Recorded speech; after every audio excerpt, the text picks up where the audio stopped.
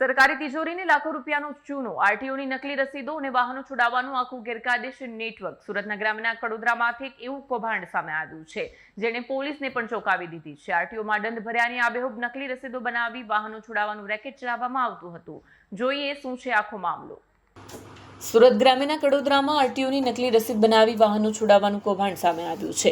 Kadodara JIDC પોલીસે 3 એજન્ટો સામે ગુનો નોંધી ધરપકડ કરી છે. આરોપીઓ આરટીઓમાં દંડ ભર્યાની ખોટી રસીદો બનાવી વાહન માલિકો પાસેથી પૈસા વસૂલતા હતા. નકલી સહી અને સિક્કાવાળી રસીદના આધારે વાહનો છોડાવવામાં આવતા હતા, જ્યારે આરટીઓના રેકોર્ડમાં દંડની કોઈ નોંધ થતી નહોતી.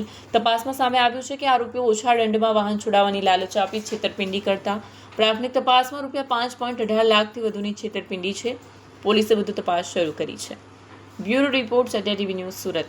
ગયા અઠવાડિયે કડોદરા પોલીસ સ્ટેશન વિસ્તારની અંદર સર્વેલન્સ સ્ટાફના હેડ કોન્સ્ટેબલ શૈલેષભાઈ, એમની સાથે કનકસિંહ અને અલ્તાફભાઈનાઓને એમના ખાનગી બાતમીદારોથી એક ચોક્કસ હકીકત મળેલી અને એ હકીકતમાં એવું જણાવેલું કે પોલીસ સ્ટેશન દ્વારા જે વાહનો એમબી એક્ટના નિયમો મુજબ એમને જે દંડનો મેમો આપવામાં આવે છે અને એમાં ડિટેન કરવામાં આવે છે, એ જે મેમો છે એ લોકોએ આરટીઓ કચેરીમાં ભરી અને એનો દંડ ભર્યાની પાવતી અત્રે રજૂ કરીને વાહન છોડાવવાનો હોય છે.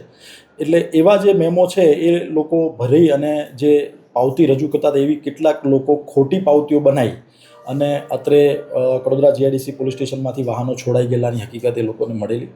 જેથી એ બાબતે એ લોકોએ અત્રે કડોદરા જીઆઈડીસી પોલીસ સ્ટેશનના રેકર્ડમાં ખરાઈ કરતાં કેટલીક શંકાસ્પદ પાવતીઓ એમને મળેલી, જે પાવતીઓની અંદર સાઇન, સિક્કો આરટીઓનો અને QR કોડ પણ હતા.